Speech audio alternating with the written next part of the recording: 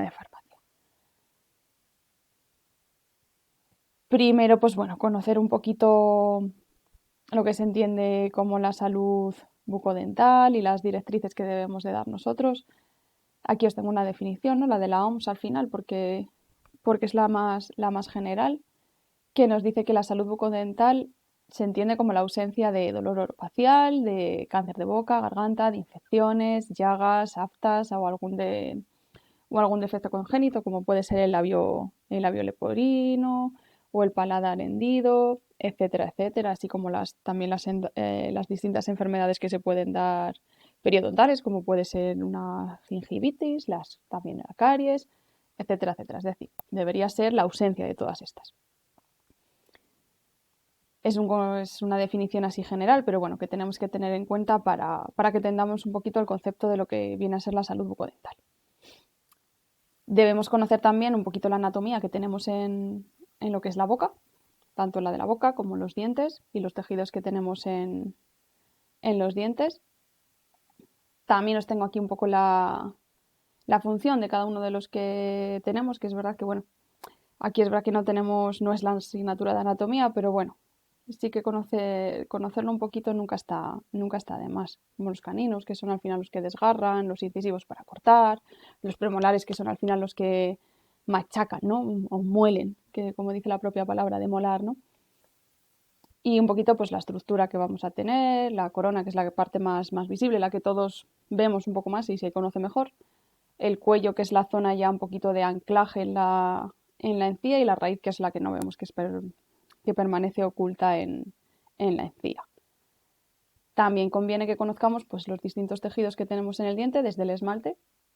que es el que vemos superficialmente, que es la zona más externa, que está compuesta por hidroxiapatita. Luego también la dentina, que está un poquito más por debajo.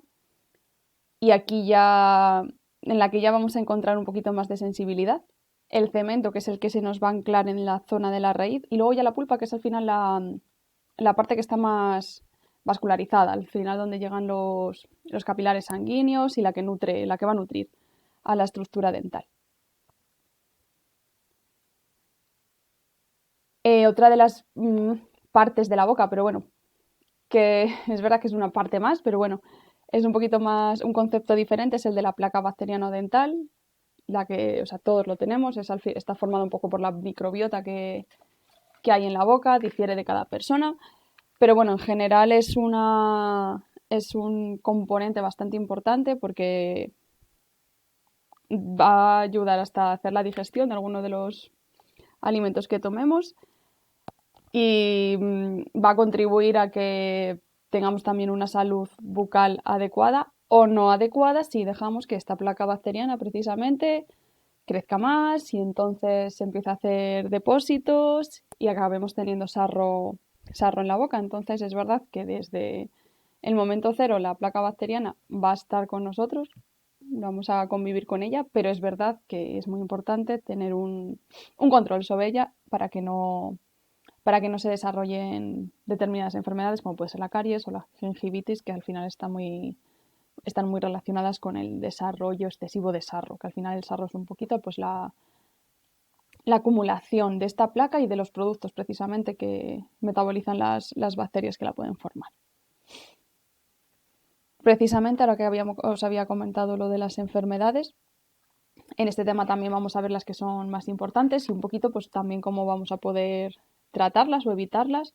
y qué consejo podemos dar en la oficina de farmacia para cada una de ellas. Una de las más importantes, como las tenemos aquí, es la caries, que que se desarrolla también por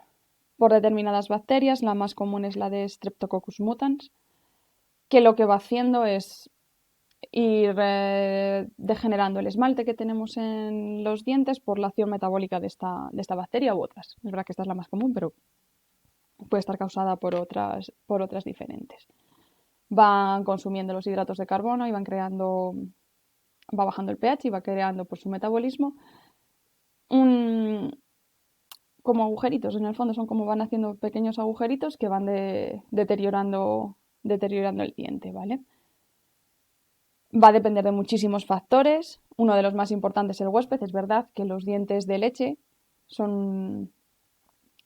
son no más sensibles, pero es verdad que no tienen tanto esmalte, y entonces son más susceptibles de que se pueda producir caries. Están como un poquito más expuestos y entonces con cualquier cambio de pH es más fácil que las bacterias se vayan aprovechando y vayan haciendo más y más desarrollo de la caries. No quiere decir que esto no se produzca en adultos, pero bueno, es verdad que es más habitual en los dientes de los pequeñajos, en los dientes de leche. Con el sustrato aquí me refiero sobre todo un poquito a lo que viene a ser la dieta, porque es verdad que la mayoría de bacterias lo que consumen son hidratos de carbono, entonces conviene siempre para que no tengamos un desarrollo excesivo de caries, que cuando haya un consumo de azúcares excesivo, sobre todo pegajosos, porque parece un tópico lo de que las gominolas y todo esto favorezcan la caries, pero no lo es, porque se quedan pegados, nos quedan pegados en los dientes y para las bacterias es un caldo de cultivo perfecto. O sea, les encanta,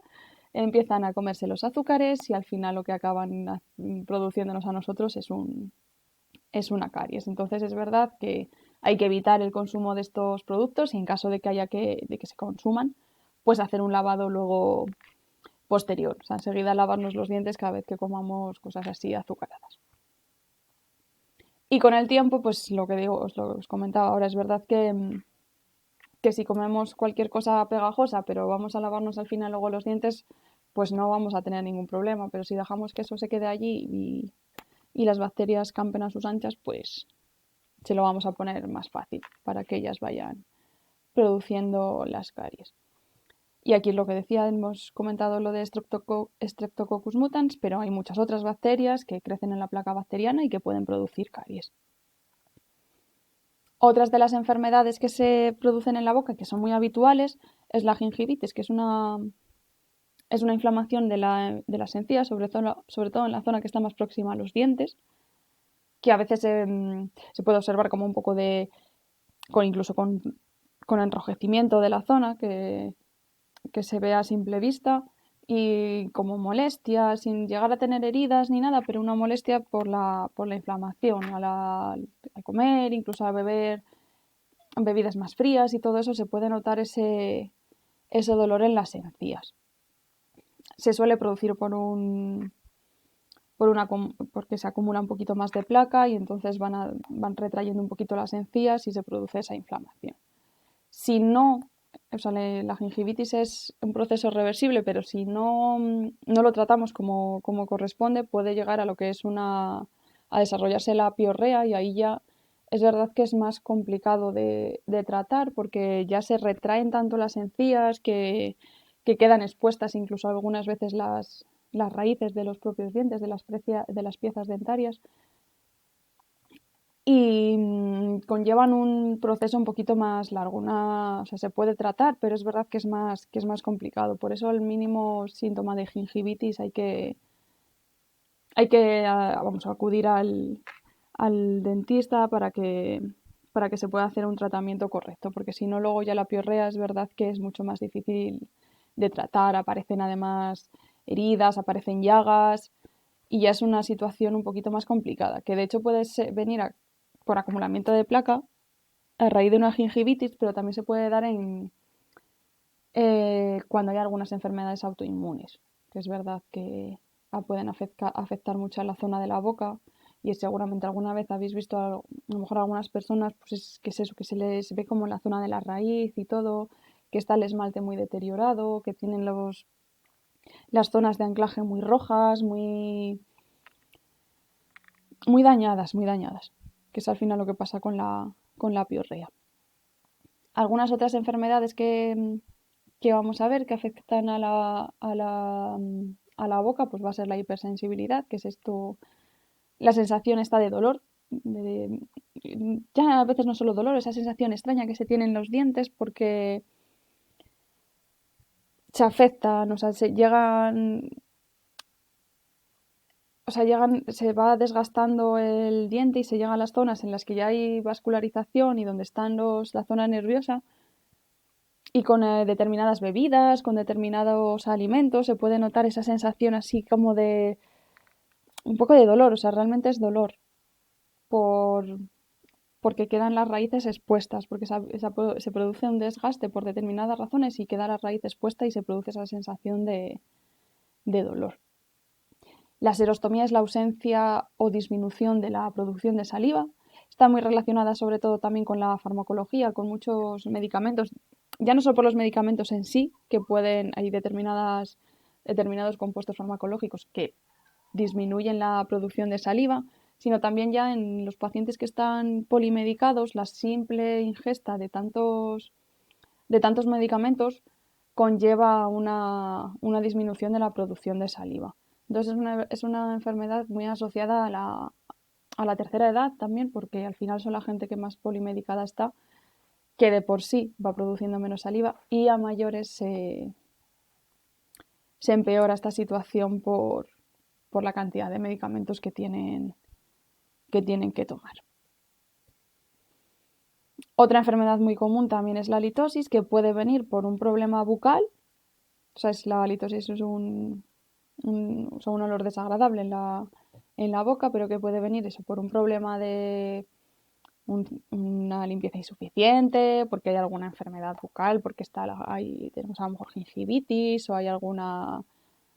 enfermedad pues como un poco de serostomía, etcétera, o puede venir por otras enfermedades, sobre todo por sinusitis, algunos problemas estomacales, etcétera. O sea, no tiene por qué ser siempre no tiene por qué tener un origen bucal. Puede venir por otras patologías. Y luego hay muchas enfermedades que no tienen tampoco como a lo mejor un origen bucal, muchas situaciones sí, pero que están relacionadas un poco con la mucosa oral. Desde la estomatitis aftosa, que al final son las aftas, que puede ser por cualquier situación, porque uno está un poquito más flojo, tiene el sistema inmune un poquito más deteriorado por algún proceso que esté pasando o porque simplemente tomas un alimento más caliente y te quemas y te sale algún afta sin ningún, sin ningún problema más, pero bueno, que no está relacionado con una mala higiene ni con una salud deficiente de la zona bucodental. Lo mismo nos puede pasar con la candidiasis oral, es una enfermedad muy común, pero que suele venir desarrollada por otros factores, después de haber estado tomando algún tratamiento con antibióticos o igual en personas que a lo mejor están con un poquito acabas de pasar algún catarro y estas cosas, estás con el sistema inmune un poquito más flojo y proliferan en la zona de la boca, pues microorganismos que no deberían. La mucositis, es verdad, esta está más relacionada pues sobre todo en pacientes que tienen cáncer, que tienen esa sensación como de quemazón, que todo quema, no tienes ninguna patología en concreta, pero es, es eso, una sensación como que la mucosa se queda completamente alterada y no estás cómodo ni a la hora de comer, ni incluso con la saliva y demás. Y suele estar eso relacionado con los tratamientos de radioterapia y quimioterapia, que como son tan agresivos, afectan mucho también a las mucosas, y en este caso a la mucosa de la boca. La quilitis es lo que conocemos como boqueras,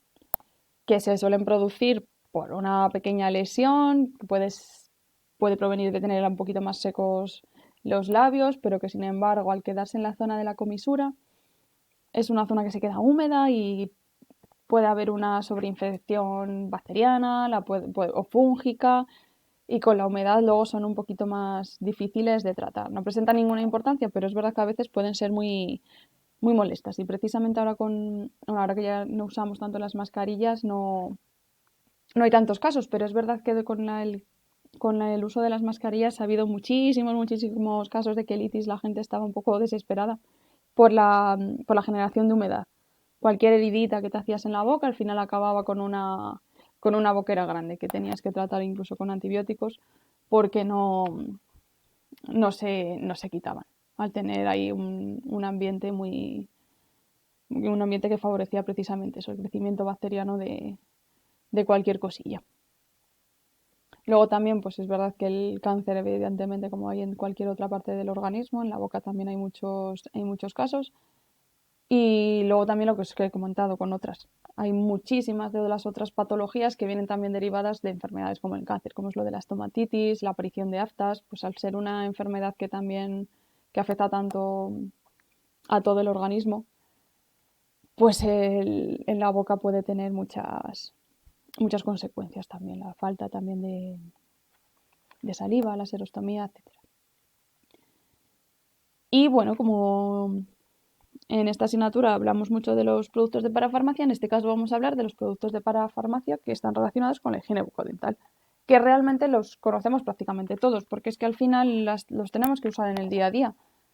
Es decir, aquí empezamos con los cepillos de dientes. Ahora no creo que me digáis ninguno que no conocéis los cepillos de dientes. A lo mejor alguno de los que hemos visto hasta ahora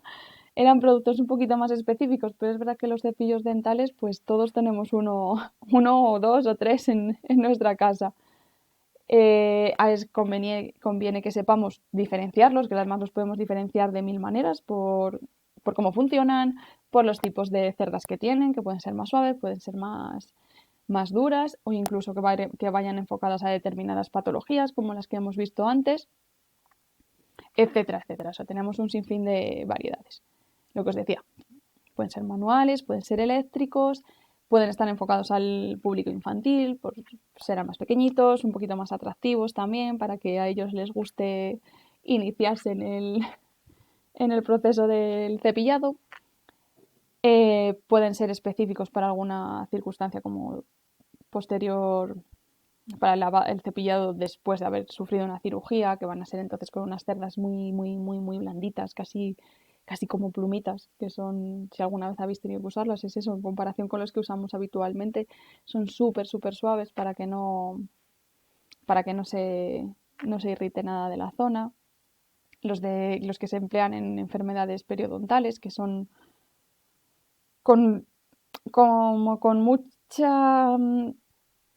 como mucho espacio en el centro para que no nos hagamos daño en la zona de las encías. Luego los de ortodoncia, que van a ir con un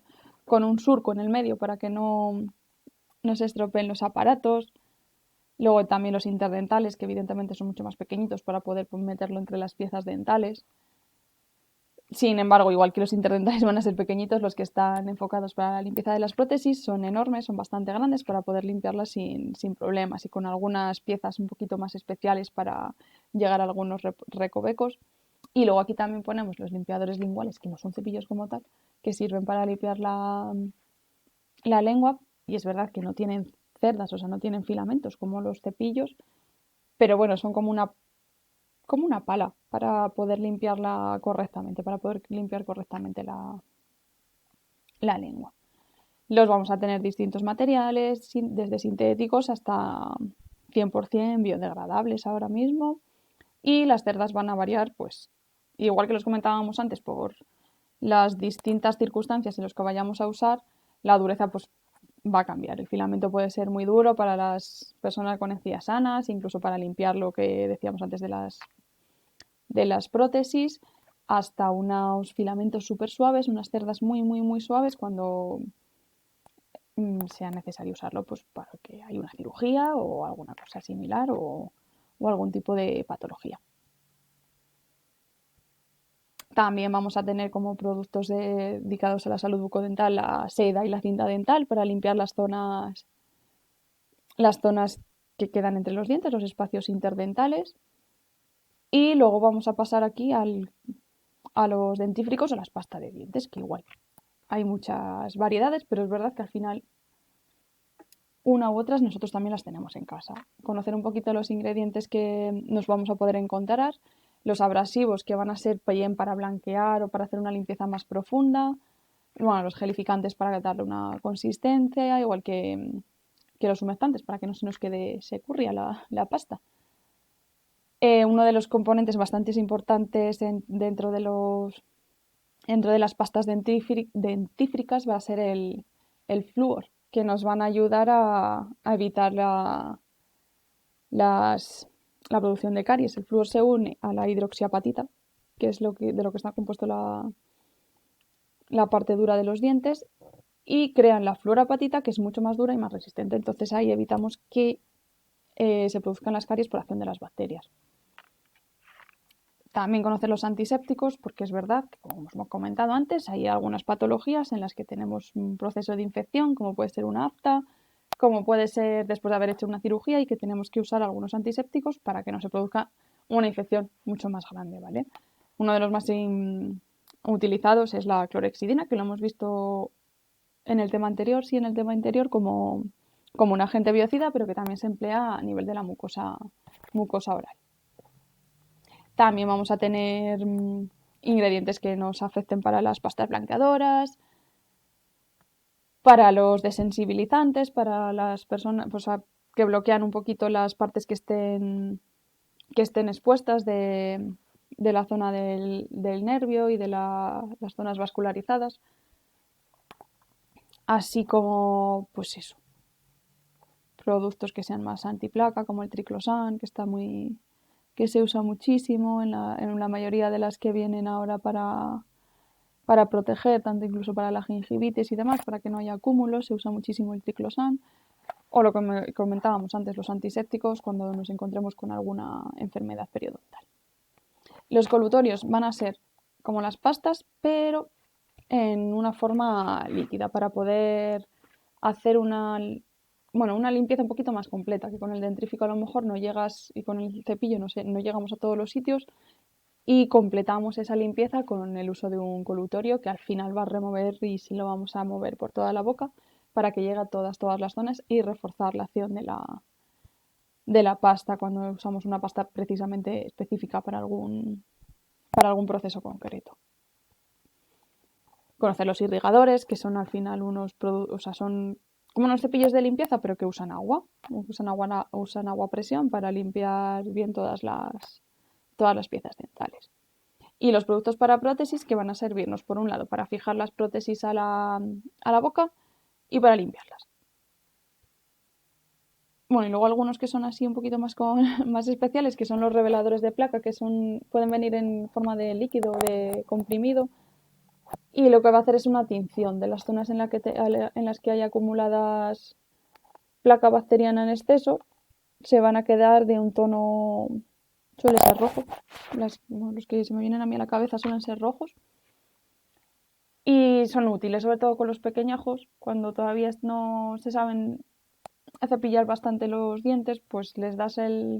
este producto para que vean que el cepillado que han hecho no ha servido de nada, porque al final no han retirado la placa que convendría.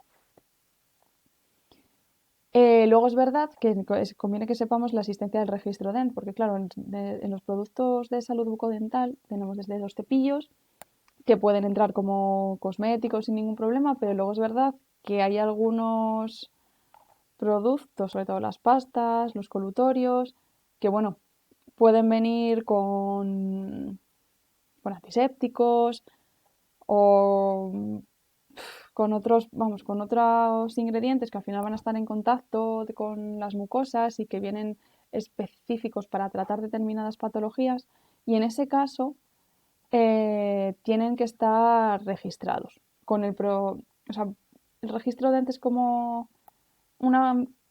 como una solicitud, ¿no? Como para solicitar que yo estoy haciendo un producto que lleva estas características y sirve para esto. Entonces, sirve para que los tengamos un poquito más localizados, sobre todo que los tenga localizados la Agencia Española del Medicamento. Y así no, en caso de que haya que retirarlos o que haya que cambiar alguna cosa en los embalajes o lo que sea, pues están todos registrados en esta como una base de datos, ¿no? Para ellos y así es más fácil. No nos interviene a nivel de dispensación ni nada, pero simplemente conocer que existe ese registro, que es pues eso, para los productos que van más en contacto con la mucosa. Es decir, que al final son las pastas que las usamos habitualmente, pero sí que están en contacto con la mucosa, entonces tenemos que conocer exactamente los ingredientes que tienen, etcétera, etcétera. Y ya por último, pues bueno, conocer algunas cosas que conviene que aconsejemos a nivel de oficina de farmacia, que las vais a ver a lo largo del tema, tanto en este como en el interactivo. Ya sabéis que aquí no os suelo poner ni imágenes ni nada para que lo imprimáis y podáis vosotros manejarlo como queráis, pero bueno, en el otro vamos a ver todas las imágenes y demás, y luego a mayores también os pongo más consejillos, que bueno, en el fondo estos los conocemos todos. Luego muchos no los tomamos no los llevamos a cabo, pero bueno, recomendar eso, el cepillado de dientes después de las comidas, después de haber tomado alguno, pues lo que decíamos antes, precisamente azúcares pegajosos, etcétera, etcétera. Usar flúor sobre todo, acondicionarlo un poquito el consumo de flúor a la edad que tengamos, porque cuando son más pequeñitos el nivel de flúor tiene que ser un poquito más bajo. Cambiar los cepillos cada 2 o 3 meses, cambiar el cepillo después de haber estado con alguna patología, da igual que sea respiratoria o gastrointestinal, conviene siempre cambiarlos en esas circunstancias, acudir al dentista por lo menos una vez al año o dos sería lo recomendable, hacerse de vez en cuando alguna limpieza profesional para que no se dé acúmulo de sarro, etcétera, etcétera. Son al final un poquito unos consejos generales, como lo de evitar el tabaco y el alcohol, para evitar un poquito también el deterioro del esmalte y que se nos pongan los dientes así un poquito más amarillos, más feos, que luego es verdad que el esmalte de cada uno es el que es, y hay gente que tiene la boca sanísima con un color mucho más oscuro y que simplemente es así su esmalte, pero bueno, no favorecer que oscurezca más, y ya no solo que oscurezca, que es verdad que